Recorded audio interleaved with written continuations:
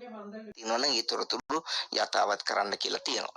දැන් ඊළඟ පියවර තමයි අපි ප්‍රාදේශීය ලේකම් කොට්ටාස මට්ටමින් තේරීම් කමිටුව ක්‍රියාත්මක වෙනවා. ඒ කටයුතු දැන් ආරම්භ වෙලා තියෙනවා.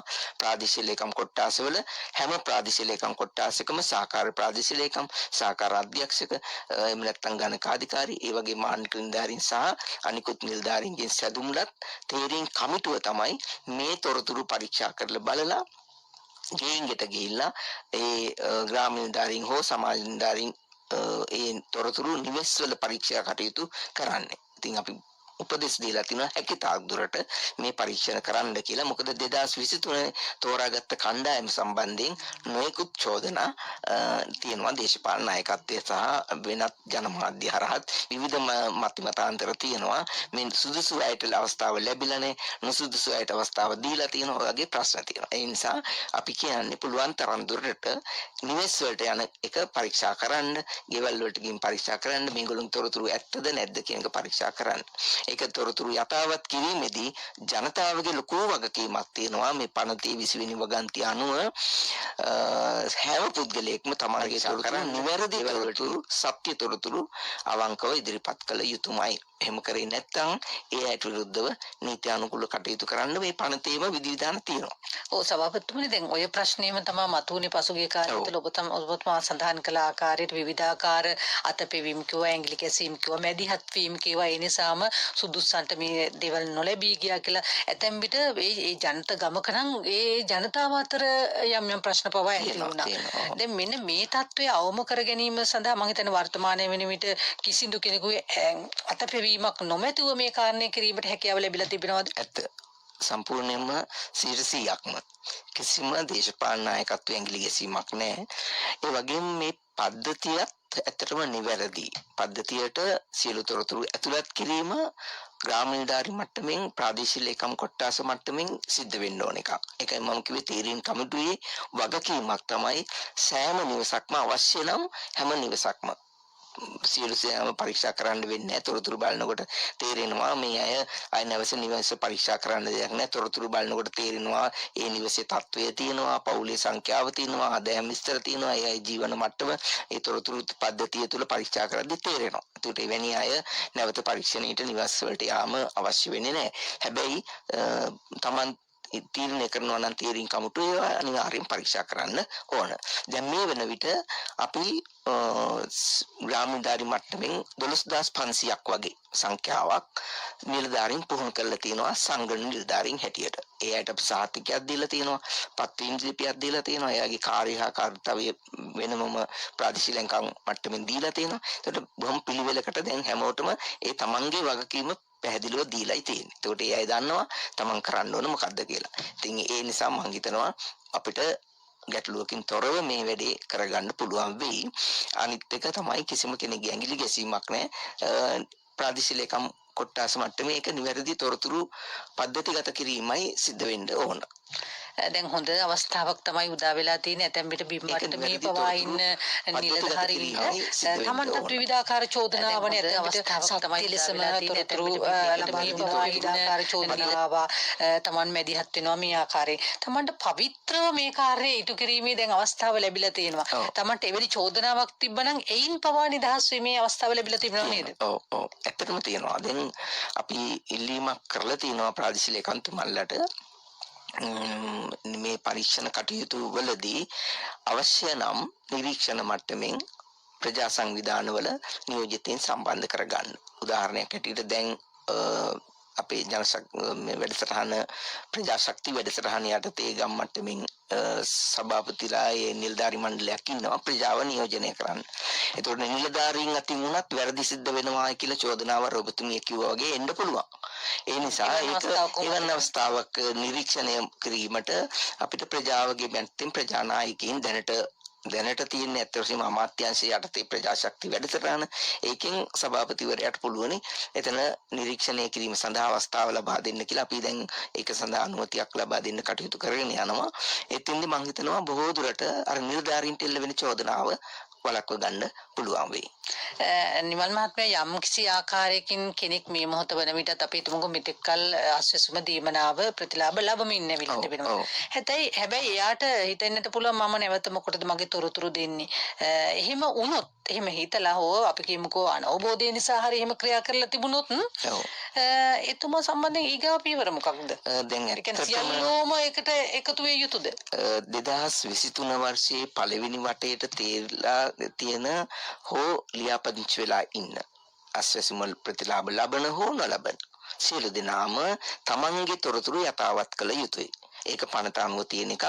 යම් කෙනෙක් තොරතුරු යථාවත් කරේ නැත්නම් ඇත්තටම යාගේ අස්වැසිම ප්‍රතිලාභ ලැබමින් ඉන්නවා නම් නොලැබී යන්න එක හේතුවක් වෙන්න පුළුවන්. මොකද තමන්ගේ වගකීම ඉෂ්ට කරලා නැති නිසා ඒක වෙන්නේ. හැබැයි අපි උපදෙස් දුන්නා පහුගිය ආපදා තත්ත්වය සහ මිනිස්සු පොදුවේ ලංකාව පුරාම ආපදාවට පත් වුණානේ. අර මේ එක ප්‍රදේශයක් නෙමෙයි සුනාමි වගේ මුළු ලංකාවම ආපදාවට පත් වුණා. ඒ නිසා සමහර අයට මේවට ඉල්ලුම් පත්‍ර ඉදිරිපත් කිරීමට නොහැකි තත්ත්වයක් ඇති වෙන්න පුළුවන්. ඒ නිසා අපි පොදුවේ උපදෙස් දීලා තියෙනවා ප්‍රාදේශීය ලේකම්තුමන්ලාට එවැනි අය ඉන්නවා නම් ඒගොල්ලන්ගේ තොරතුරු මේ යථාවත් කිරීම සඳහා මේ තොරතුරු ලේඛනයට නැවත ඇතුළත් කිරීමට ඒගොල්ලෝ දැනුවත් කරලා ඇතුළත් කිරීමේ කටයුතු කරන්න කියලා.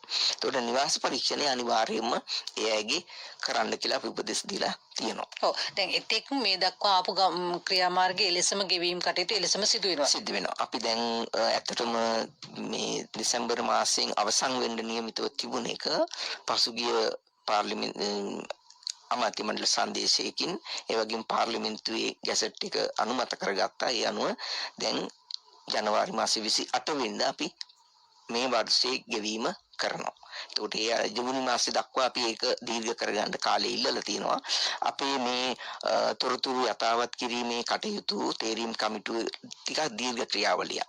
ඒ කියන්නේ තේරීම් කමිටුව විසින් තෝරා ගැනීමෙන් පස්සේ නිවාස පරීක්ෂා කිරීමෙන් කටයුතු කරලා ඒ තොරතුරු අපට එවන්නට ඕන මණ්ඩලයට සුබසාධක ප්‍රතිලාභ මණ්ඩලයට. එතකොට මණ්ඩලයෙන් තමයි අනුමත කිරීම කරන්නේ. ඒ අනුමත කරාට පස්සේ නැවත අවස්ථාවක් තියෙනවා අභියාචන හා විරෝධතා වලට. ප්‍රාදේශීය ලේකම්ගේ ප්‍රධානත්වයෙන් මේ අභියාචන හා විරෝධතා කමිටුව තියෙනවා. එතකොට ඒවාගේ යම් කිසි අභියාචනයක් Tamanට අසාධාරණයක් වුණා තේරිලා නැහැ කියලා තියෙනවා. අපි මේ දැන්වීම ප්‍රදර්ශනය කරනවා. ග්‍රාමීණධාරී වසම් මට්ටමින් මේ දැන්වීමේදී තෝරාගත් අයගේ ලේඛනය පුවත්පත් මගින් දැනුවත් කිරීම කරනවා.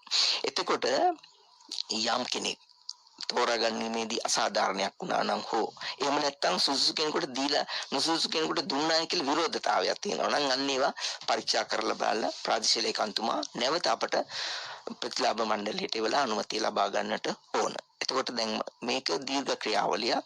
ඒක නිසා තමයි අපි අර ජූනි මාසයේ දක්වා මේ පසුගිය ගෙවීම් අඛණ්ඩව කරගෙන යාමට පාර්ලිමේන්තුවේ අනුමැතිය ලබාගෙන තියෙන්නේ. මේ නිමල් මහත්මයා දැන් දීර්ඝ ක්‍රියාවලියක් කිව්වහම අපිට හිතෙනවා මේ සා විශාල වැඩ කොටසක් කරන්නට ඒ තරම් කාලයක් නෑ 2023 ට වසර 3ක් පමණ කාලයක්. මේ තරම් ප්‍රමාණවත් වෙන කාර්ය මණ්ඩලයක් ඉන්නවා. දැන් අපි සමුද්‍ර වගේ ව්‍යාපාරයක් ගත්තොත් මම හිතන්නේ බිම් මට්ටමේ සිට සකස් කරගත් විශාල පිරිසක් ඉන්නවා. දැන් ඒ ගැටලුවක් නැද්ද ප්‍රතිලාභ මණ්ඩලයට? ඇත්ත වශයෙන්ම තියෙනවා. කියන්නේ උදාහරණයක් ඒක තමයි ඔබතුමිය සඳහන් කරා වගේ මේක සමුද්‍ර ව්‍යාපාරී හෝ ජනසවිය ව්‍යාපාරී හෝ සංසන්දනය කළොත් විශාල පිරිසක් මේ වැඩසටහනත් එක්ක බද්ධ වෙලා ඉන්නවා. සමුද්‍ර වැඩසටහන ගත්තම සමුද්‍ර නිලධාරීන් ඉන්නවා, කළමනාකරුවෝ ඉන්නවා, ප්‍රාදේශීය ලේකම්තුමාලගේ ඒ කාර්යභාරය එතනදී වගකීමක් තියෙනවා. හැබැයි මෙතනදී ඒක කරන්න වෙන්නේ දිස්ත්‍රික් ලේකම්තුමාලා සහ ප්‍රාදේශීය ලේකම්තුමාලා ග්‍රාම නිලධාරීන් හා අනිකුත් සංවර්ධන නිලධාරීන්. ඒකට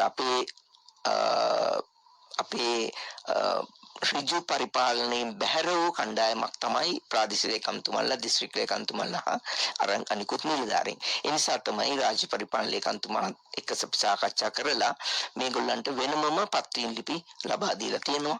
දිස්ත්‍රික් ලේකම්තුමාලා අතිරේක කොමසාරිස් හැටියට ප්‍රාදේශීය ලේකම්තුමාලා නියෝජ්‍ය කොමසාරිස්වරු හැටියට.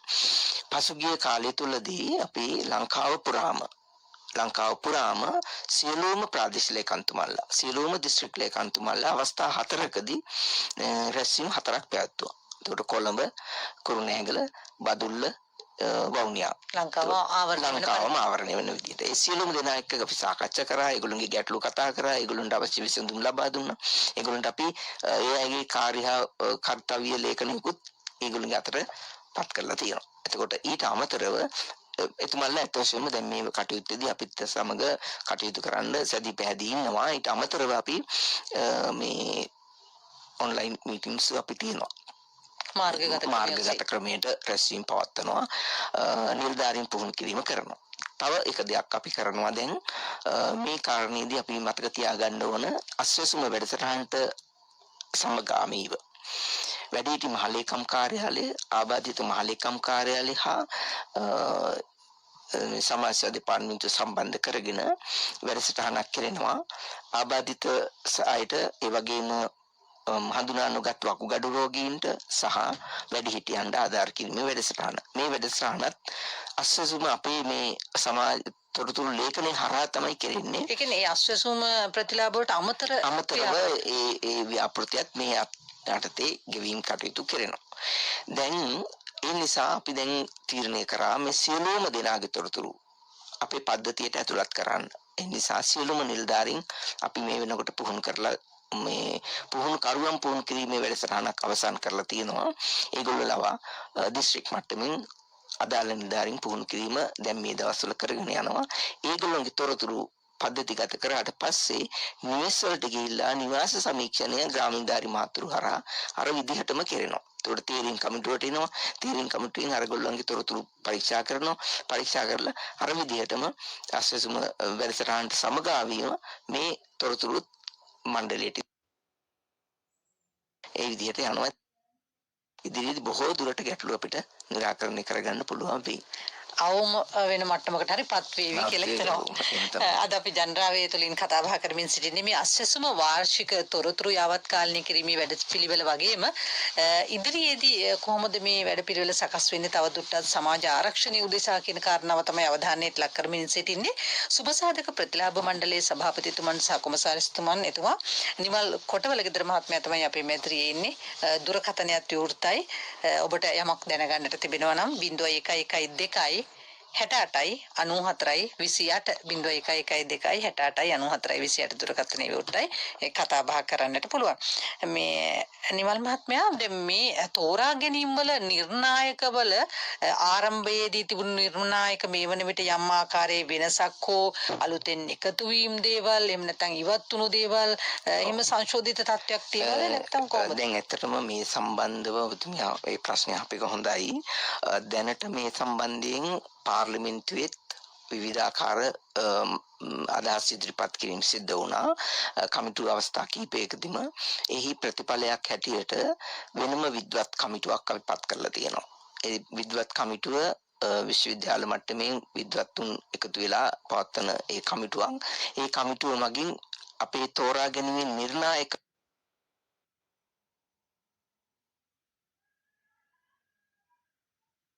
මනින් කමිටු වාර්තාවක් ලබා දෙයි. ඒවත් පදනම් කරගෙන අපිට බොහෝ දුරට අර ඇතුලේ තෝරා ගැනීමේ ලේඛනවල තෝරා ගැනීමේ විධිවල යම් වැරදි තියෙනවා නම් හදාගන්න පුළුවන් වෙයි. හැබැයි මගේ අවබෝධය හැටියට මේ තෝරා ගැනීමේ නිර්ණායක වලට වඩා ඒවා බිම් මට්ටමේ තියෙන සමාජගතව තියෙන අඩුපාඩු ටික හදුවොත් බොහෝ දුරට ඔය තියෙන ප්‍රශ්නේ निराකරණය කරගන්න පුළුවන් වෙයි. මොකද ඇත්තටම අපි දැන් දෙන්නේ දුප්පතුන්ටමනේ. ඒතකොට දුප්පතුන් තෝරාගන්න එච්චර අමාරු නෑ. මොකද බිම් මට්ටමින් ප්‍රාදේශීය ලේකම්තුමන්ලා ග්‍රාමීණධාරී මහත්වරු තීරීම් කමිටුවේදී නිවැරදිවම තෝරගෙන පද්ධතියට තොරතුරු ඇතුළත් කරනවා නම් මම හිතන්නේ බොහොම නිර්වෘල්ව මේ කටයුත්ත කරන්න පුළුවන් වෙයි. යමක් හිමි වෙන්නට ඕන විශේෂයෙන්ම රාජ්‍ය මැදිහත් වීමෙන් ලබා දෙන මෙවැනි ප්‍රතිලාභයක් හිමි විය යුතු නම් නිමල් මහත්මයා ඇත්තටම නැති බැරි ජීවිකාව ගෙන යාමට නොහැකි එසේත් නොමැතිනම් යම් ආකාරයකට ආබාධිත තත්ත්වයේ වෙන්නට පුළුවන් විශේෂ අවශ්‍යතා සහිත කෙනෙකුට වෙන්නට පුළුවන්.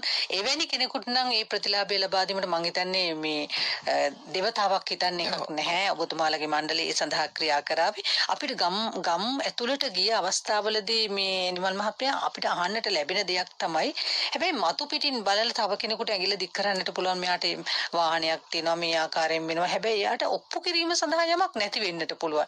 අන්න ඒ වගේ වෙලාවට ගමේ අය අතර ප්‍රශ්න ඇති වෙනවා. අපිට රජයේ කෙනෙක් ඉන්නට පුළුවන් රැකියාව කරන.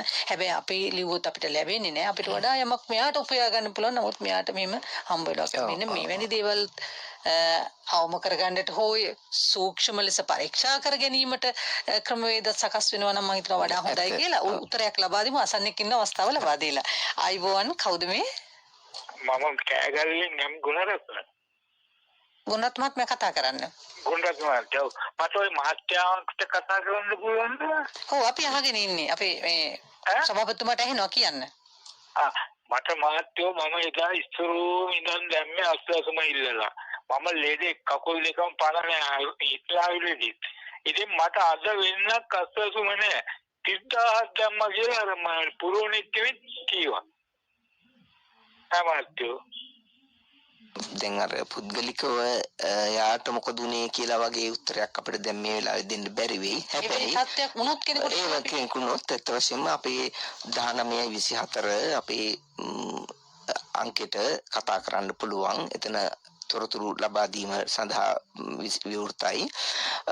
එයාගේ හැඳුනුම්පත් අංකය තියෙනවා නම් දුරකථන අංකයක් තියෙනවා නම් මට ලබා දුන්නොත් මට පුළුවනි අපි කාර්යාලය හරහා ඒ තොරතුරු එතුමාට පෞද්ගලිකව අවශ්‍ය උපදෙස් දෙන්න. පොදුවේ ගත්තම යම්කිසි කෙනෙකුට 2023 අවුරුද්දේ ලැබිලා නැති වෙන්න පුළුවන්. මොකද සමහර ඒවා ලේඛනයේ ඇතුළත් වුණාට තෝරා ගැනීමේදී සමහර දිස්ත්‍රික්කවල අඩුපාඩුකම් කියන්නේ ඒවා තෝරා ගැනීමේ නිර්ණායකවලදී මෙයාට වඩා ප්‍රමුඛතාවය තියෙන කෙනෙක් උඩට આવොත් අරයට ප්‍රමුඛතාවය නැති වෙනවා. ඒක පෞද්ගලිකව මෙතුමාට අදාළව නෙවෙයි මම කියන්නේ පොදුවේ තත්ත්වය. අනිත් කාරණේ තමයි ආබාධිත කෙනෙක් නම් ආබාධිත මහලේකම් කාර්යාලය හරහා මේගොල්ලන්ව වෙනමම ආබාධිත අයට ආධාර කිරීම වැඩසටහනක් තියෙනවා. දුප්පත් අයට දෙන අස්වැසුමට අමතරව. එතකොට ඒක ලබා ගන්නත් එතුමාට පුළුවන් ග්‍රාමීණධාරී කාර්යාලය හරහා ඒ තොරතුරු එතුමාට ලබා දෙන්න පුළුවනි. ප්‍රාදේශීය ලේකම් කාර්යාලයෙන් ඒ තොරතුරු අපිට වාර්තා වුණාම ඒ කටයුත්ත කරගන්න පුළුවන් වෙයි. ඔව් අපි මේ ඔබතුමාට මතක් කරන්න අපි අසන්නට කෑගල්ලෙන් කතා කරපු ඔබට හැකියාවක් තිබෙනවා නම් අපේ නිෂ්පාදක මණ්ඩලයට ඔබේ දුරකථන අංකය සහ ජාතික හැඳුනුම්පත් අංකයත් ලබා දෙනවා නම් අපිට අපේ සභාපතිතුමාට එය ලැබෙන්නට සලස්වන්නට පුළුවන්. අපි මම අහපු ප්‍රශ්නේ අර වගේ දැන් ওই වගේ විවිධාකාර දැන් චෝදනාවක් ඒවා අවම කර ගැනීම සඳහා ක්‍රියා කරනවා කියන එක ලේසු පහසු දෙයක් නෙමෙයි. මේ ක්‍රියාවලිය තුළ දුරකථනය නැවතත් නාද වෙනවා. අයිබෝවන් කවුද මේ? දුරකථනයේ ඉන්න අසන්නට අපි අවස්ථාව ලබා දීලා තියෙනවා. නෝනා මම මේ කතා කරන්නේ මම විජේගුණා නෝනා. ඔව් අහගෙන ඉන්න අපි කතා කරන්න. මගේ මේ මම ගන්නේ තැපල් කන්තෝරුවෙන් දෙන මුදල් වැඩි හිටි. අපිට මේ අස්වැසුම කියලා කොලියක් දීලා තියෙනවා ගෙදරට ප්‍රාදේශීය කාර්යාලය. අපි තොරව දුන්නේ නැහැ තාම. මේ දෙකේ වෙනස මොකද්ද? මේ දැන් මෙහෙමයි අස්වැසුම වැඩසටහන කියන්නේ වෙනම එකක්. දුප්පත් අයට දිලුඳු හා අන්ත දිලුඳු අයට ආධාර කරන වැඩසටහන. ඒ ආධාර කරන වැඩසටහන දුප්පත්කම නිසා දෙන එකක්. හැබැයි වැඩිහිටිකම නිසා වැඩිහිටි මහලේකම් කාර්යාලයෙන් ආධාර වැඩසටහනක් යනවා. ඒකත් මේ අපේ සුබසාධන ප්‍රතිලාභ මණ්ඩලය හරහා කොටසකට ගෙවීම කරනවා. මොකද අපේ සියලු දෙනාගේම තොරතුරු පද්ධතිගත වෙලා නැහැ. ඒක නිසා තමයි මම අර කලින් කිව්වේ නිලධාරීන් පුහුණු කරනවා කියලා. සියලු දෙනාගේ තොරතුරු පද්ධතිගත කරන්න. ඒකට මේ වර්ෂයේදී අපි ඒ අය පද්ධතිගත කරනවා. දැන් මේ දෙකේ වෙනස තමයි වැඩිහිටි ලේකම් කාර්යාලයෙන් තමයි අර වැඩිහිටි අයට ආධාර වැඩසටහන මෙතෙක් කල් ක්‍රියාත්මක වුණේ. ඒක ඒ විදිහටම සුබසාධක ප්‍රතිලාභ මණ්ඩලයේ පද්ධතිය හරහා තොරතුරු පද්ධතිගත කරලා ඒ හරහා ගෙවීම කරනවා. ඒ වගේම ආබාධිත කෙනෙක් ඉන්නවා නම් ආබාධිත මහලේකම් කාර්යාලයෙන් පසුගිය කාලෙදී කරපු ආධාර වැඩසටහන පද්ධතිගත වෙලා සමාජ සුබසාධන ප්‍රතිලාභ මණ්ඩලය හරහා අපේ පද්ධතිය හරහා ගෙවීම් කටයුතු කරනවා. අස්වැසුම දැන් කෙනෙකුට අපි කියමු ඔබතුමා සඳහන් කළාගේ වැඩිහිටි දීමනාවක් ලැබෙන්න පුළුවන්. එතුමාට සුසුකමක් වෙනවද දැන් අස්වැසුමටත් අයදුම් කරන්න පුළුවන්? අස්වැසුම දෙන්නේ දුප්පත්කම නිසා පවුල ඒකකයක් හැටියටයි මෙතන ගන්න. පවුල ඒකකය. ඒකට පවුල නිවසට පවුලේ සියලු දෙනාම මෙතන ඇතුළත් වෙනවා. එතෙන්දී සියලු දෙනාගේම තත්ත්වය සලකා බලනවා. සියලු දෙනාගේම තත්ත්වය සලකා බලනවා. අර අපි තෝරා ගන්න නිර්ණායක 20ක් විතර තියෙනවා. සියලුම තොරතුරු මෙතෙන්දී පරීක්ෂා කරනවා. හැබැයි ආබාධිත හෝ වැඩිහිටි මහලේකම් කාර්යාලයෙන් වැඩිහිටියන් දෙන ආධාර වැඩසටහන වෙනම එකක්. ඒතකොට ඒකත් ලැබෙන්නේ දුප්පත්කමත් එක කාරණයක්. දුප්පත් අයට දෙන්නේ. පොසත් අයට දෙන්නේ නැහනේ. දුප්පත් අයගෙන් වැඩිහිටි අයට තමයි වයස අවුරුදු 70ට වැඩි අයට තමයි මේ මුදල ලැබෙන්නේ. ඒක රජයේ ප්‍රතිපත්තිමය තීරණයක් කාලයක් තිස්සේ දෙන එක. ඒක දෙන්න පුළුවන්. දැන්ටමත් ගෙවීම් කටයුතු කරගෙන යනවා. ඒතකොට මෙතුමාට අවශ්‍ය නම් අස්වැසුම ලබන්න පවුලේ අනිත් අයට දැන් අර වැඩිහිටියෙකුට දෙන ආධාර මුදලට අමතරව පවුලේ සියලු දෙනාටම දුප්පත්කම තියෙනවා නම් ඒතකොට අස්වැසුම ඉල්ලන්නත් පුළුවන්. අස්වැසුමත් දෙකම මේ ගන්නත් පුළුවනි. ඒ කියන ආකාරයේ සුසුකම් සපුරනවා නම් ගන්න පුළුවන්. අපි ප්‍රශ්නාවලිය ටිකක් පස්සට යනවා මේ සභාපතිතුමනි මේ තවත් අසන්නෙක් ඉන්නවා. හොඳයි මහජන ප්‍රශ්න මහජනතාවගේ අවශ්‍යතාව. කාට කියන්නද වෙන මේ ප්‍රශ්න කියලා හිතනවා නේද? ඒ නිසා අපි අහමු මේ ප්‍රශ්න. අයිබෝවන් කවුද මේ? අර ගුණරත්න කියපු එක අයිඩින් කාඩ් අංකේ කාටද අපි ඔබතුමා අපේ නිෂ්පාදක මණ්ඩලය මේ ඔබතුමාටගේ හැඳුනුම්පත් අංකය ලබා ගනි ලබා දෙන්න. හරි අපි කතා කරමු. ඔව් දැන් මේ වගේ තියෙන දේවල් මේ සූක්ෂම හොඳම කෙනා තෝරා ගැනීම පිළිබඳව එක්තරා විදියකට විශාල ජනකායකින් විශාල ප්‍රමාණයකින් මේ කරන පරිශ්‍රමය ඇත්තටම පැසසුමට එක් අතකින් ලක් කරන්නට ඕන. කොහොමද මේ කාරණා කවුද සුදුසා කවුද සුදුසා මම සුදුස්සෙක්ද කියන කාරණාව තෝරා බේරා ගන්නට ඒ සඳහා වැඩපිළිවෙල ක්‍රියාත්මක වෙන බව මහජනතාව කොහොමද දැන් මහජනතාව පැත්තෙන් දායකත්වයේ දිය යුතු ආකාර හැම වෙලෙම හිතන්නේ අපි රාජ්‍ය මැදිහත් වීම කොහොමද මේ මණ්ඩලය ක්‍රියාත්මක කර හැබැයි මම කෙනෙක් නම් ඒ සඳහා ඉල්ලුම් කරන මගේ මැදිහත් වීම මොකක් වෙන්නට ඕන මහජනත මැදිහත් වීම අපිටම මේ ඔබතුමිය ඒ අහන ප්‍රශ්නේ තමයි මේ මහජනතාවට ඇත්තටම තියෙන ප්‍රශ්නේ. ඒ කියන්නේ ජනතාව අවදියෙන් හැම වෙලාවෙම මේවා ගැන හොය ඉන්නේ තමන්ගේ ජීවන කටයුතුත් එක්ක පෞද්ගලික දේවල් වල තමයි ඉන්නේ. ඔව්. ඉතින් හවස් වුණාම ගෙදර ගිහලා රූපවාහිනිය හොය වෙනත් එකක මේ විනෝද වෙන ටෙලිග්‍රෑම් එකක් බලනවා ඇරෙන්න මේවා ගැන තොරතුරු හොයනවා අඩුයි. තමන්ට ප්‍රශ්නේ තමන්ගේ ඇඟට දැනෙනකොට තමයි මේ ගැන හොයන්නේ. නමුත් අපි අවධානයෙන් ඉන්න අවශ්‍යයි. මොකද මේ දිනවකවානු වැඩසටහන් ගැන අපි නිරන්තරයෙන් දැනුවත් කරනවා. ඊට අමතරව අපි උපදෙස් දීලා තියෙනවා ප්‍රාදේශීය ලේකම්තුමාලා ග්‍රාමීණධාරි මහතුරු ග්‍රාමීණධාරි කාර්යාලවල මේ කටයුත්ත කරනවා. ප්‍රාදේශීය ලේකම් කාර්යාලවල සුබසාධන ප්‍රතිලාභ මණ්ඩලයේ වෙනම කාර්යාලයක් තියෙනවා. ඒ කාර්යාලයට ගිහිල්ලා ඒ නිලධාරීන් මුණ ගැහිලා තොරතුරු ලබා ගන්න පුළුවන්. ඊටත් අමතරව අපි පෞද්ගලික කොමියුනිකේෂන් සෙන්ටර්ස් තියෙනවානේ ගම්මට්ටමේ. අන්න ඒවටත් අපි අවස්ථාව දීලා තිනවා. ඒව හරහා තමන්ගේ තොරතුරු යථාවත් කරන්න කටයුතු කරන්න පහුගිය කාලය තුල මම හිතන්නේ වැඩි ප්‍රමාණයක් ඒ හරහා තමයි ඉල්ලුම් පත්‍ර ලැබිලා තිබුණේ. ඒක නිසා අපි ප්‍රාදේශීය ලේකම් කාර්යාලයට විශාල ජනතාවක් එකතු වීම අඩු කරගන්න අපිට පුළුවන්කම ලැබුණා. ජනතාවට පහසුවක් සැලසුණා. ඉදිරියේදීත් මම හිතනවා මේ මාධ්‍ය ආයතනයේ කොමියුනිකේෂන් සෙන්ටර්ස් දැනුවත් කරලා පුළුවන් තරම් දුරට මේ දැන්වීම් පළ කිරීම ඒ වගේ දේවල් මූලික දැනුවත් කිරීමට අවශ්‍ය දේවල් මේ මාධ්‍ය ඒකත් මාධ්‍යයක් කරගන්න පෞද්ගලික අංශයත් අපිට මේකෙදී යොදා ගන්න පුළුවනි. නිතර ජනතාවට ගැටෙන ඒ වගේම මුණ ගැහෙන තැන්නේ ඒවා. ඒ නිසා ඒ වගේ තැන්වලදී මේ දැන් අවශ්‍ය තොරතුරු ලබා දෙන්න පුළුවන්. විශේෂයෙන් මේ දිනවකවානු කටයුතු ගැන දැනුවත් වීම අත්‍යවශ්‍යයි. දැන් මේ දිනවල මතක තියාගන්නට ඕන නිවෙස් පරීක්ෂණයට ග්‍රාමීණ නිලධාරී හෝ වෙනත් සංඝ නිලධාරියෙක් තමන්ගේ නිවසට එනවා. තමන් ඉල්ලුම් කරලා තියෙනවා නම් ආරම්භ කරලා තියෙන්නේ ජනවාරි 20 වෙනිදා ඉඳලා දිගටම මාර්තු මාසයේ අවසානයේ දක්වා අපි ඒ කාලය වෙන් කරලා තියෙනවා නිවෙස් සමීක්ෂණ කටයුතු කරන්න. අසන්නෙක් ඉන්න දුරකථනයේ බොහෝ වේලාවක් ඔබ රැඳී සිටියා. කවුද මේ අයිබෝන්? අයිබෝන් මම මහත්මිය මම මේ අවුරුදු 50ක් වෙනවා. තවනක් කරගෙන හිටියේ. ඉතින් ඒක ඔක්කොම අදාළ වුණා මේ මේ කොරෝනා ප්‍රශ්නේ මගේ අසනීප ප්‍රශ්නේ හින්දා දැන් අසනීපේ හරිම අමාරුවෙන් ජීවත් වෙන්න. ඉතින් ගාමේ දවතුමන්ලා තුමීලා දැනුවත් කරත් මුකුත් එහෙම මට සහනයක් ලැබිලා නැහැ. කිසිම රජෙන් ආධාරයක්වත් මුකුත් නැහැ. තවන්ටත් මම ගොඩක් මහන්සි වුණා. ඒක ගොඩ ගා ගන්න බැන්න මෙච්චර ගම් වතුරටත් ගහගෙන ගියා හුඟක් ප්‍රමාණයක්. නමුත් මට මේ අස්වැසුමක් නැහැ. ඉල්ලීම් කරා දැන් මේ මෑත භාගයේ කරන්නේ ආයේ දින වකවානු තියනවාද මට දැනගන්නත් ඕනේ මහත්මිය. මට මොකද්ද කරන්න පුළුවන් ප්‍රතිකර්ම කියලා දැනගන්න ඕනේ. මේ තෝමස්ටි අවස්ථාව ලබා දුන්නාට මේ මහත්මියට. දැන් අසසුමට ඉල්ලුම් කරලම නැද්ද? කරලා නැහැ කියන කාරණාව තමයි හිතන්නේ විවිධාකාරයෙන් ඔබතුමා දැනුවත් කරා මේ පිළිබඳව. මෙතනදී කාරණා අනේක තමයි මිනිස්සු දැනුවත් වෙලා නැති ප්‍රශ්න නිසා දැන් 2023 එතුමිය ජීවත් වෙලා හිටියනේ. ප්‍රශ්නය යම්කිසි මට්ටමකට ආදායම් මට්ටමක් තමන්ගේ මට්ටමක තිබුණ නැත්නම් අසස්ම නොලැබුණත් ඉල්ලුම් කරන්න පුළුවන්. ඒක පොඩ්ඩක් හොයලා බලන්න අවශ්‍යයි. එතුමිය කාරණාව නැවත ගියමුකෝ දැන් අස්වැසුම කෙනෙකුට මේ වෙනකොට ලැබිලා නැහැ. ඔව් ලැබිලා නැහැ. නමුත් කෙනෙකුට ඉල්ලුම් කිරීමේ අයිතිය තියෙනවා. ඉල්ලුම් කිරීමේ අයිතිය තිබුණා. කියන්නේ මේ වෙලාවේදී 2023 වර්ෂයේදී ඉල්ලුම් කළ මුළු සංඛ්‍යාව 37ක්. ඒකෙන් තෝරා ගැනීමත් එක්ක අර සමීක්ෂණ කටයුතුත් එක්ක 29 දක්වා යම් හේතුන් නිසා අයින් වෙලා අර දේවතාවක් ඉල්ලලා ඒ වගේ හේතුන් නිසා තමයි 37 වෙලා තියෙන්නේ. ඇත්තම සංඛ්‍යාව 29ක් දක්වා ඉන්නවා. ආධාර දෙන්නේ නැහැ.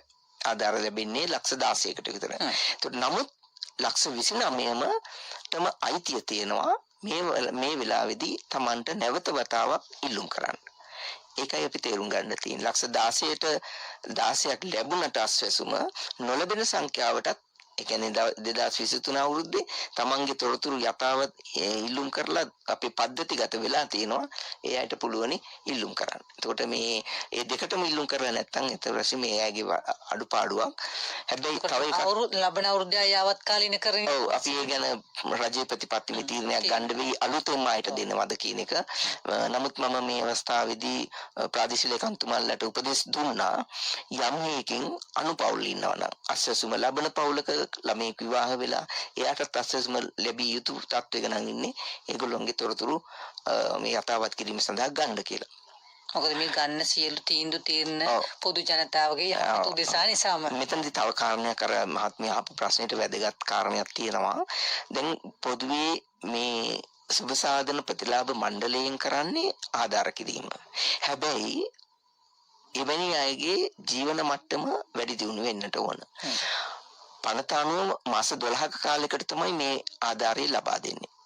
ඒ මාස 12 දෙන්නේ තමන්ගේ ජීවන මට්ටම ඉහළ මට්ටමකට ගෙනීම සඳහා ඒ කාලය තුලදී අස්වැසිල්ලක් ඇටියට. ඒ කියන්නේ අස්වැසුම කියන්නේ ඒකට අස්වැසිල්ලක් ඇටියට දෙන්නේ. ඒකට මෙයාගේ වගකීම තමයි තමන්ගේ ජීවන මට්ටම ඉහළ දාන්න. අන්න ඒ වැඩසටහන සමෘද්ධි වැඩසටහන යටතේ දැනට ක්‍රියාත්මක වෙනවා. අපි එතුමන්ලා කරමු අපි පිළිබඳ මොකද දැන් සමාජ ආරක්ෂණය කියන කාරණාව සමාජ වැඩ සඳහා මේ පිරිස එකතු කර ගැනීම සහ සමාජයේ පෝෂණය කිරීමත් මේකේ කාරණාවක් නිසා ඒ කතා කරමු. අපේ දුරකථනයේ අද විවේකී ලැබෙන බොහොම අඩුයි. අයිවෝන් කවුද මේ? මම දුම්පින් ප්‍රේශාන්ත කියන කතා කරන්නේ. ඔව් ප්‍රේශාන්ත මහත්මයා කියන්න. මට දැනගන්න ඕනේ මහත්මයාගෙන් අර ආව දැන් අසසුම හරහා ගෙවන්න යනවා කියලානේ. එතකොට ඒක කොහොමද වෙන්නේ කියලා දැන් අපි මෙඩිකල් එකක් දීලානේ දැන් මුලින්ම මේකට සම්බන්ධ වුණේ ඊට පස්සේ දැන් නැවතත් මෙඩිකල් එකක් දීලා ඒක නැවත සම්බන්ධ වෙන්න ඕනද කියලා පොඩ්ඩක් විස්තර දෙන්න. මෙහෙමයි ඔබතුමාගේ ප්‍රශ්න ඍජුවම පිළිතුරක් දුන්නොත් පහුගිය කාලෙත් නොතුරු අපේ සමාජ ආරක්ෂණ තොරතුරු ලේඛනයට ඇතුළත් වෙලා තියෙනවා කොටසකගේ. එතකොට පද්ධතියට ඇතුළත් වෙලා තියෙනවා කොටසක් පද්ධතියේ නැහැ. එතකොට දැන් අපි ප්‍රාදේශීය ලේකම් කාර්යාලය හරහා මෙතෙක් කල් ගෙවීම් කළා පද්ධතිය නැති අයට. පද්ධතිය ඉන්න අයට පද්ධතිය හරහා බැංකුවට එක් දිනකට මුදල් යැවීම කරනවා. දැන් ඉදිරියට අපි මේක සැලසුම් කරලා තියෙනවා සියලුම දෙනාගේ තොරතුරු පද්ධතිගත කරන්න. ඒතර ප්‍රාදේශීය ලේකම් කාර්යාලය හරහා ගෙවීම වෙනුවට පද්ධතිගත කරලා පද්ධතිය හරහා සමයි ගෙවීම කෙරෙන්නේ. මෙතෙන්දී තව ප්‍රශ්නයක් තියෙනවා. සමහර අයට මේ බැංකුවට එන්න අපහසුයි. ඒ වගේ ගැටලු තියෙනවා. ඒ වගේ අයට අපි දැන් ඉදිරියට සාකච්ඡා කරන්න සැලසුම් කරගෙන ඉන්නවා. හැකිතාක් ඉක්මනින් ජාතික ඉතිරිකීමේ බැංකුවත් එක්ක කතා කරලා තැපැල් කාර්යාලයෙන් ඒ මුදල ලබා ගන්න වැඩපිළිවෙල කරගෙන යන්න. එතකොට අපිට පුළුවන් වෙයි කෙලින්ම අපේ ගිණුමේ තොරතුරු ජාතික ඉතිරිකීමේ බැංකුව හරහා තැපැල් කාර්යාලයට යවලා එතන ගෙවීම් කරන්න. නමුත් මේකේ ප්‍රතිපත්ති වශයෙන් අපි සියලු දෙනාගේ තොරතුරු පද්ධතිය තුල දැනට කොටසකගේ පද්ධති තොරතුරු තියෙන්නේ. සියලු දෙනාගේ තොරතුරු පද්ධතිගත කිරීම තමයි මෙතෙන්දී බලාපොරොත්තු වෙන්නේ. ඒ කරලා අර ඕනෑම ප්‍රදේශයක තියෙන උපතපල් කාර්යාලයක් හරි උපතපල් කාර්යාලයෙන් ගන්න පහසුයි කියන ගොඩක් දෙනෙක් ඉල්ලීම. ඒ ඉල්ලීම් වලටත් කන් දෙමින් සියල්ල සාවධානව අසමින් තමයි මේ ක්‍රියා කරමින් සිටින්නේ. මේ නිමල් මහත්මයා අර මම කතා කරපු අපි අසන්නට කලින් සම්බන්ධ කරපු කාරණාව මේ සමාජ ආරක්ෂණය කියන කාරණාවේදී කොහොමද මේ සුබසාධක ප්‍රතිලාභ මණ්ඩලයේ මැදිහත් වෙන්නේ? අපි මදාම යපුම් මානසිකත්වයේම ඉන්නේ නැතුව දිය යුත්තාට ලැබිය යුතුමයි. ඒ කාරණාව තුළ අපිත් ඔබතුමාලත් ඉන්නවා. මේ කොහොමද අනිකුත් කණ්ඩායම් පෝෂණය කරගන්නේ? ඒකට මැදිහත් වීමක් තියනවද කරන්න පුළුවන්ද ඔබතුමාට? ඒ ඇත්තටම දැන් ඒක තමයි මෙතනදී සමෘද්ධි දෙපාර්තමේන්තුව හරහා සිද්ධ වෙන්නේ. ඒ සඳහා අවශ්‍ය කරන තොරතුරු අපේ පද්ධතියෙන් තොරතුරු ලබා දීම අපි කිසිමක් මේ අවබෝධ එකඟතාවයකට ඇවිල්ලා තියෙනවා. ප්‍රාදේශීය සමාවෙන්න මේ සමෘද්ධි දෙපාර්තමේන්තුවට අපේ තොරතුරු ලබා දෙනවා. ඒතකොට මේ තොරතුරු පදනම් කරගෙන එතුමන්ලා සහදනවා වැඩසටහනක් ඒ අයගේ ජීවන මට්ටම ඉහළනංවන්න. දැනට මම හිතන්නේ සමෘද්ධි අධ්‍යක්ෂතුමා ඒ වැඩසටහන සකස් කරලා ක්‍රියාත්මක වෙමින් පවතිනවා. අවශ්‍ය තොරතුරු හැම වෙලාවෙම අපේ පද්ධතියෙන් ලබා ගැනීම දැනට සිද්ධ වෙනවා. කොහොම වුණත් ඒක ඊටාම වැදගත් ප්‍රශ්නයක්. මොකද ඒක සමෘද්ධි වැඩසටහනේ සමෘද්ධි නිලධාරීන් එක්ක සාකච්ඡා කරලා සමෘද්ධි බැංකුව හරහා ණය ලබාගෙන ඒ කටයුතු කරගන්නත් පුළුවන්. කවුද මේ අපි දුරකථනයේ රැඳී සිටින අසන්න ආයිබෝවන්? හෙලෝ අපේ දුරකථනයේ රැඳී සිටින ඔබටයි අපි මේ කතා කරන්නේ. ආයිබෝවන් කවුද මේ? සභාවට මම තරගොම්පුර නිර්මලී නුවරඑලි දිස්ත්‍රික්කයේ. ඔව් නිර්මලී මහත්මිය කියන්න. මම අසස්ම ඉල්ලා අදලා සිස්තුනේ ඉල්ලුවේ මට අසස්ම ලැබෙන්න පාස් වුණා. දැන් මේ පාස් වෙලා ඉන්නකොට මට විරෝධතාවයක් පළ වෙලා ඉවරලා මම අසස්ම නතර කරා. ඒක ඉල්ලුවලා දැන් මම දෙතුන් පාරකටම ගිහිල්ලා මේ කාඩ් ශ්‍රී ලංකාවෙන් ඉල්ලුම් කරා. මේ මට කිසිම ප්‍රතිචාරයක් දැක්ුවේ නැහැ. දැන් මම මේ සැරේ ගිහිල්ලා කතා කරා මොකද තාම අපිව සමීක්ෂණය කරලා නැහැ කියලා. දැන් ඒකට මොකද්ද කරන්න ඕනේ කියලා මම මේ ආර්ට් පේෂන් කෙනෙක් මේ බයිපාස් පේෂන් එක කරලා තියෙන්නේ. අට කිසි වැඩක් කරගන්නත් බැහැ. මම බෙහෙත් වලට තමයි අස්සකම ඉන්නේ. මම මොකද්ද කරන්න ඕනේ කියලා දැනට ඉල්ලීම කරාද මේ වර්ෂයට අර තොරතුරු යථාවත් කරන්න ඉල්ලීමක් කරාද? නූරෙලින් අප සමග සම්බන්ධ වුණු යසන්නකින් අපි අපේ සභාපතිතුමා විමසනවා දැන් මේ වර්ෂයේ තිබුණානේ නැවත වතාවක් තොරතුරු පිළිබඳ තොරතුරු ලබා දෙන්න යාවත් කාලනි කිරීමේ වැඩසටහනක් මේ ජනවාරි 20 දක්වා 19 දක්වාම ක්‍රියාත්මක වුණු වැඩසටහන ඒ සඳහා ඔබ ඉල්ලුම් පත්‍රයක් යොමු කළාද කියලා තමයි විමසන්නේ තුමා.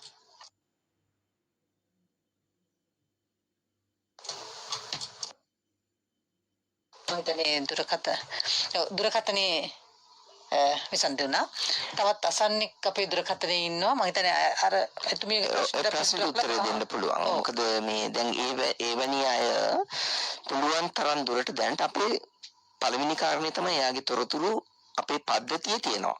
ඒකට පද්ධතියේ තියෙන නිසා නැවත සමීක්ෂණයට තේරීම් කමිටුව විසින් පද්ධතිගත වෙලා තියෙන නිසා පරීක්ෂණයට ලක් කරાવી.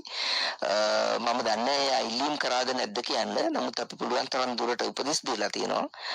එවැනි අය සියලු දෙනාම පරීක්ෂණාවට නිවාස පරීක්ෂණයට ගන්න කියලා. අසන්නෙකුට අවස්ථාව ලබා දෙමු. ආයිබෝවන් කවුද මේ? ආයිබෝවන් මේ දැන්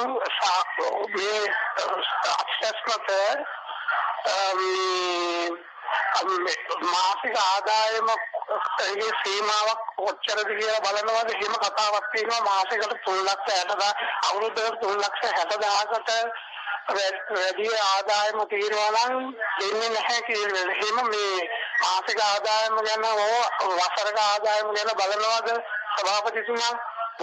දැන් මෙහිමයි අපි නිර්ණායකයන් ආදායම විතරක් නෙමෙයි බලන්නේ. නිර්ණායක 20ක් විතර තියෙනවා. නිර්ණායකයන් කාරණා 20ක් විතර බලනවා. එයාගේ අධ්‍යාපන මට්ටම, ආදායම, එයාට තියෙන දේපල, ඒ ආදි වශයෙන් සියල්ලම පරීක්ෂා කරනවා. එතකොට මේ සියල්ලම පරීක්ෂා කරලා තමයි මෙතෙන්දි තොරතුරු වලට ඒ තොරතුරට අදාළව ලකුණු ලැබීමේ ක්‍රමයක් තියෙනවා. එතකොට මේක විද්‍යාත්මක ක්‍රමයකට තමයි ඇත්තටම සිද්ධ වෙන්නේ. එතකොට යම් කිසි කෙනෙකුගේ ආදායම මට්ටම අනුව ලකුණු ලැබීම තියෙනවා. එතකොට අපි මේක මේ අහවල් ආදායමට තියෙන අයට විතරයි දෙන්නේ කියලා කිව්වොත් සමහරවිට ඒ ආදායම සැලකිල්ලට අරගෙන හිතාමතාම අඩුවෙන් දාන්නත් පුළුවන් කෙනෙකුට. ඒ නිසා ඒ කතාව අවශ්‍ය නැහැ. වැදගත් වෙන්නේ තමන්ගේ ඉන්න මට්ටම. තමන් ඉන්නේ මොන ආදායමකද? තමන්ගේ තියෙන වත්කම් මොනවද? වාහන තියෙනවද? ඉඩකඩම් තියෙනවද? පවුලේ තොරතුරු මොනවද? රැකියාව කරන අය ඉන්නවද? ඒ තොරතුරු ටික විතරක් පුරවලා දුන්නට පස්සේ ඒවා නිවැරදිද නැද්ද කියන එක තමයි අපේ නිලධාරීන් ඇවිල්ලා පරීක්ෂා කරන්නේ. ඒ පරීක්ෂා කරලා දෙන තොරතුරට අදාළව එකිනෙකට වෙන වෙනම ලකුණු ලැබෙනවා. ඒ ලකුණු දෙන ක්‍රමය අපි කියන්න අවශ්‍ය වෙන්නේ නැහැ. ඒක විද්‍යාත්මකව සංඛ්‍යා ලේඛන දෙපාර්තමේන්තුව විසින් අපිට ලබා දීලා තියෙන නිර්ණායකයන් පදනම් කරගෙන තමයි ලකුණු ලැබෙන්නේ. එතකොට ඒක ඇත්ත වශයෙන්ම කිසි කෙනෙකුගේ මේ පනතෙත් පැහැදිලිව තියෙනවා කිසිම කෙනෙකුගේ ස්ත්‍රී පුරුෂ භාවය, ආගම, දේශපාලනය, පාට පක්ෂ බලන්න බෑ. එතකොට අර පුද්ගලයා ඉදිරිපත් කරන තමන්ගේ තොරතුරු පද්ධතිගත වෙලා තියෙනවා. ඒ පද්ධතිය අනුව අදාළ තොරතුරට නිවැරදි ලකුණක් ලැබෙනවා. ඒ ලකුණ අනුව තමයි තේරීම සිද්ධ වෙන්නේ. එතකොට කාගේවත් බලපෑමක් මත නෙමෙයි. තමන් එතකොට ලකුණු අර ආදායම විතරක්ම නෙවෙයි එක නිර්ණායකයන් නෙමෙයි. තවත් නිර්ණායක 20ක් විතර තියෙනවා. ඒවා ඔක්කොම තමයි අර ප්‍රශ්නාවලිය අහන්නේ. ඒ ප්‍රශ්නාවලියට ලකුණු ලැබෙන්නේ. දැන් නිමල් මහත්මයා කෙනෙක් අපි හිතුවොත් එම සාමාන්‍ය රාජ්‍ය රැකියාවක් කරන කෙනෙක්. හැබැයි අනිකුත් කිසිවක් නැති කෙනෙක් වෙන්න පුළුවන්. ඉඩකඩම් වෙන්න පුළුවන්, යාන වාහන වෙන්න ඕන, පවුල කීප දෙනෙක් නඩත්තු කරනවා වෙන්නට පුළුවන්, කුලී නිවසක ඉන්නවා වෙන්නට පුළුවන්. බැලුමට කිසිවෙකුත් අපිට මේ නිර්දේශ කරන්න බෑ. අර විදිය අවශ්‍ය ආකාරයෙන් ඔබතුමාලා දීලා තියෙන තොරතුරු යාවත් කාලනය කිරීම තුළින් මම හිතන්නේ මේ කාටවත් ගැටලුවක් නොවන පිළිතුරක් ලැබෙවි. ඔව් ඇත්තටම ඒක තමයි මම හිතන්නේ වඩා හොඳම ක්‍රමය තමයි මේ විදිහට තෝරා ගැනීම. ඔව්. වඩාත් විද්‍යාත්මක ක්‍රමවේදය. ඔව්. මම හිතන්නේ අපි දුරකථනයේ හරි අපි කතා කරමු. අර සමාජ ආරක්ෂණ කියන කාරණාවේදී මේ ප්‍රභාවතුමනි දැන් කොහොමද ප්‍රාදේශීය මට්ටමේ ඉන්න පිරිස් දැනුවත් කරන්නේ? නිලධාරීන් දැනුවත් කරන අපි කියමුකෝ දැන් මේ වන විට ගමක් වෙන්නට පුළුවන්, නගරයක වෙන්නට පුළුවන්. දැන් වෙනත් රටවල් වල එක සංසන්දනය කරොත් අපිට වැඩිහිටි ජනගහනයක් ටිකක් වැඩි. දැන් ඒ පිරිසට ටිකක් සතුටු වෙලා යන්න පුළුවන් තරම් තමන් ජීවත් වෙනවායි කියලා හැඟෙන දැනෙන තැනක්. මෙන්න මේවා සකස් කිරීම, නඩත්තු කිරීම හෝ දියත් කිරීමේ වැඩපිළිවෙලකුත් ඔබතුමාලා මම හිතන්නේ මේ ආරක්ෂණය කියන කොටසට අයත් වෙනවා. ඇත්තටම ඔබතුමීගේ ටිකක් විස්තර කතා කරමු. අනිවාර්යයෙන්ම මේ ප්‍රශ්නයම අපි පැහැදිලි කරගනිමු. කවුද මේ ඉන්නේ? දුරකථනයේ අයබෝන්. රත්නපුරෙන් මේ මැතිතුමනි ඉන්නේ. පොඩ්ඩක් මැතිතුමන් කතා කරන්න පුළුවන්ද? කතා කරන්න කෙටියෙන් කියන ඔබේ ප්‍රශ්නය. මෙහෙම ප්‍රශ්නයක් තියෙනවා ගම්වල. අපි කොච්චර මේ දේශපාලනේ නැහැ කියලා කිව්වත් දේශපාලනේ අනිවාර්යයෙන්ම ග්‍රාම නිලධාරීන් ළඟ එහෙම තියෙනවා. ගිය පාරවල් වල එයාලා මේ කතා කරපු ඒ කියන්නේ එයාලා අරගෙන ගිය ප්‍රතිපත්තිය අනුව. මගේ මහත්තයා නැතිලා අවුරුදු 3ක් වෙනවා. දූල 3 දෙනෙක් ඉන්නේ. මම දෙපාරක්ම දාලා තියෙනවා. මම ගොඩාක් පස්සෙන් පන්නන්න ගියේ නැහැ. මෙහෙම ලොකු දුව රැකියාවක් කරනවා. දෙවෙනි දුව කැම්පස් එකේ ඉන්නේ. චූටි දුව කෝස් එකක් කරනවා. එහෙම. ගෙදරට ඇවිල්ලත් අරගෙන තියෙනවා මගේ. මම කවදාවත් එහෙම ඒ ගොඩාක් ලොකුට පස්සෙන් ගිහින් ඉල්ලීම් කරලා නැහැ. මහත්තයා නැති නිසා වැඩි එළියට බහින්නේ නැහැ. මේ මහා ජීවත් වෙන්නේ. ළමයි හොඳ ඉස්කෝලවල ගියේ. ඉන්න කොහොම හරි අමාරුවෙන් කරනවා. ඒ නිසාද කියලා කියනවා කුලී නිවසක ජීවත් වෙන්නේ මහත්තයාගේ ගේ ආයිති උනේ නැහැ. එමයි දැන් ඇත්තටම ඔය දේශපාලනේ තියෙනවා තමයි හැමෝගෙම හිතවල ඇති දේශපාලනේ. නමුත් මේ වැඩසටහනට දේශපාලනේ දාන්න බෑ. දාන්න බැරි හේතුව තමයි තමන් තමයි ඉල්ලුම් කරන්නේ. තමන් තමයි තමන්ගේ තොරතුරු ඉදිරිපත් කරන්නේ. තමන්ගේ වෙනත් පුරවන්නේ තමන් විසින්ම පුරවන්නේ තමන්මයි පුරවන්නේ. ඒ තොරතුරු නිවැරදිද නැද්ද කියන එක තහවුරු කිරීම තමයි අදාළ සංගණනකාරයා විසින් කරන්නේ.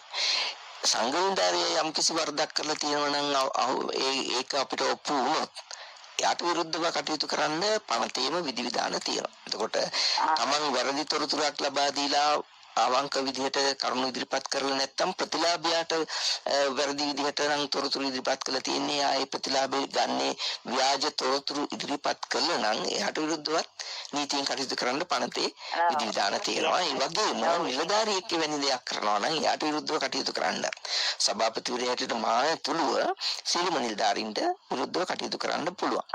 දැන් මෙතන තියෙන ප්‍රශ්නේ තමයි අපි හිම උපකල්පනය කරාට එහෙම කරන්න බෑ. කරන්න බැරි තොරතුරු තමන්ගේ තොරතුරු තමයි ඉදිරිපත් කරන්නේ. ඒවා නිර්ණායකයන් 20ක් යටතේ ගණනය කරද්දී තීරණ කමිටුවක් තියෙනවා. අපි කියමු ග්‍රාමීණධාරී සම්පූර්ණම දේශපාලන දෙයක් කරා කියලා එතුමිය කියන විදිහට. හැබැයි තීරණ කමිටුව තියෙන්නේ සහකාර ප්‍රාදේශීය ලේකම් ඇතුළු තවත් කණ්ඩායම්. මාණ්ඩික නිලධාරීන් ඇතුළු කණ්ඩායම.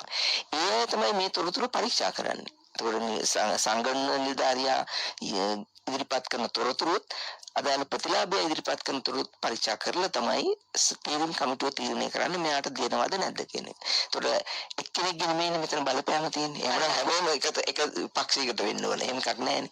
ඒ නිසා ඒක අර තමන් හිතලුවක් කියලා මම හිතන්නේ.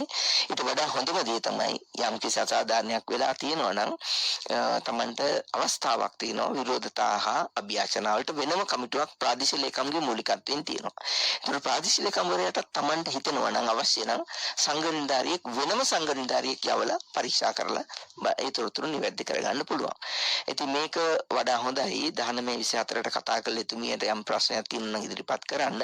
කොහොම වුණත් මට පේන විදිහට එතුමිය කියන විදිහට එයාගේ තොරතුරු දැන් අපේ පද්ධතියේ තියෙනවා. ඒ නිසා අනිවාර්යයෙන්ම මේවර පරීක්ෂණයට නිවාස සංගණනයට එන්න ඉඩ තියෙනවා. මම හිතනවා ඒවි ගෙවල් වලට පරීක්ෂා කිරීමට. දැන් මේ දේවල් කියන්නේ සුබසාධක ප්‍රතිලාභ මණ්ඩලයේ සභාපතිතුමන් සහ කොමසාරිස්තුමා විදිහට ඉඳලා අපි විශ්වාස කරනවා දැඩි වගකීමෙන් යුතුව සහ ලබාගෙන තියෙන රාජ්‍ය සේවයේ තියෙන අත්දැකීම් එක්ක පැහැදිලිවම එතුමා සඳහන් කරනවා මේ ඉන්න ප්‍රාදේශීය ලේකම්වරු සහකාර ප්‍රාදේශීය ලේකම්වරු හෝ නිලධාරිවරුන්ට කිසිදු දේශපාලනයක් අදාළ වන්නේ නැත කියන කාරණාව. ඒ නිසා ඔබටත් උන්න ජාතික ගොඩනැගිලි මේ අපේ අත්දැකීම තමයි අපි ප්‍රාදේශීය පරිපාලනයේ අපට දේශපාලනයේ නැති වුණාට ප්‍රාදේශීය දේශපාලනඥයෝ කියලා කොටසක් ඉන්නවා. ඒගොල්ලෝ බලපෑම් කරනවා. දැන් එහෙම බලපෑම් කරන්න තියෙන අවස්ථාව තිබුණා පහුගිය කාලවලදී. ඒ කියන්නේ මේ ක්‍රමය තුල තිබුණා. සමෘද්ධිය හොයවා ජනසභිය හොයවා. දැන් මේ ක්‍රමය තුල එහෙම එකක් නැහැ. තීරණ කමිටුව ව්‍යාපාරය තුලත් ක්‍රියාත්මක වුණා. විවිධ ආකාර බලපෑම් තිබුණ අවස්ථා තියෙනවා ප්‍රාදේශීය පරිපාලනයේ උනත්. හැබැයි දැන් මේකේ වෙනම කමිටුවක් තියෙන නිසා අපිට එහෙම දේශපාලන නියෝජිතයෙකුට බලපෑම් කරන්න තියෙන අවස්ථාව මම හිතන්නේ බිඳුවයි කිව්වොත් නිවැරදි. ඒ නිසා මෙන්නදී මේ නිමල් මහත්මයා ටිකක් අපිටත් ටිකක් කරදර අඩුයි. දැන් ඔය වෙනි චෝදනා පසුගිය කාලවකවානුව තුළ අපිට මේ මාධ්‍යවේදීන් විදිහට අහන්නට දකින්නට ලැබුණා. හැබැයි මම ඔබතුමාට වැඩසටහන ආරම්භයේම කිව්ව එක ටිකක් ඇයි මේ නිශ්ශබ්ද කියන කාරණාව ඒතරම් අපිට නම් කිසිදු චෝදනාවක් එහෙම අපිට දැනගන්නට ලැබුණේ. අර දේශපාලන මැදිහත් වීම නැති නිසායි ඒක නිහඬතාවයේ තියෙන්නේ මම හිතන්නේ. දේශපාලන ප්‍රතිපත්තිමය හැටියට දේශපාලන ශාස්ත්‍රයේ අය මේ වට ඇඟිලි ගැහිීමක් ප්‍රතිපත්තිමය හැටියට කරන්නේ නැති නිසා තමයි මම හිතන්නේ නිහඬතාවය ඇතිලා තියෙනවා. ඇඟිලි ගහන්න ගියා නම් අනිත් පක්ෂවල සම්බන්ධ වෙනවා, කලබල වෙනවා. මේක දේශපාලන ව්‍යාපාරයක් වගේ එකක් ඔළුවට ගන්නවා. ඒ නිසා අපි විශ්වාස කරනවා සුදුසුසාට සුදුසු දේ නිසි ආකාරයෙන් ලැබෙවි කියලා. එහෙමනම් තව විනාඩි දෙකක පමණ කාලයක් තියෙන අර සමාජ ආරක්ෂණ ක්‍රමවේදයත් ටිකක් පැහැදිලි කරමු. දැන් ඇත්තටම ඔබතුමිය අහපු ප්‍රශ්නේ තාම වැදගත් ප්‍රශ්නයක්. මොකද ඒක විනාඩියෙන් දෙකකින් කියන්නත් බැරි වේද මන්දා. එකක් තමයි සමෘද්ධි ව්‍යාපාරය හරහා මිනිසුන්ගේ ජීවන මට්ටම ඉහළ නැංවීමේ වැඩසටහන. ඊට අමතරව වැඩිහිටියන් ආබාධිතයින් සහ අනිකුත් අය මේ අයටත් යම්කිසි සමාජ ආරක්ෂණ ක්‍රමවේදයක් ඕන. ඒක නිසා තමයි සමාජ වැඩ කියලා එකක් අපි නිලධාරීන් හැටියට ඉගෙන ගන්න. සමාජ වැඩ කිව්වම අපි උදාහරණයකට ගත්තොත් වැඩිහිටියන් මේ වැඩිහිටියන් රැකබලා ගැනීම සඳහා අපි ආධාර කරද්දී සමාජලට මුදල යන්නේ යාගේ ගිණුමට පොදුවේ එක ගිණුමකට යන්නේ. ඒ වැඩිහිටියට ඒ මුදල දෙන්නේ නැති වෙන්න පුළුවන්. පවුලේ කෙනෙක් බීමත්ව ඉන්නවා වෙන්න පුළුවන්. ඒ බීමත් කෙනා පවුලේ අයට ලැබෙන ආදායමෙන් කොටසක් කතාවටත් කියනවා මේ මිනිස්සු අරක්කු බොනවා සල්ලි දෙන්නේ නැහැ ගෙවල් වලට කියලා. අන්න එතෙන්දි තමයි වැඩි අපේ සමාජ වැඩ ව්‍යාපෘති ගම්වල නිලධාරීන් කරන්න ඕන. එතකොට එවැනි පවුල් අඳුර ගන්න ඕන. ඒ පවුල් වලට ප්‍රවේශයක් හදන්න ඕන. ඒගොල්ලන්ගේ ප්‍රශ්න විසඳීම සඳහා වැඩසටහන් නිර්මාණය කරන්න ඕන.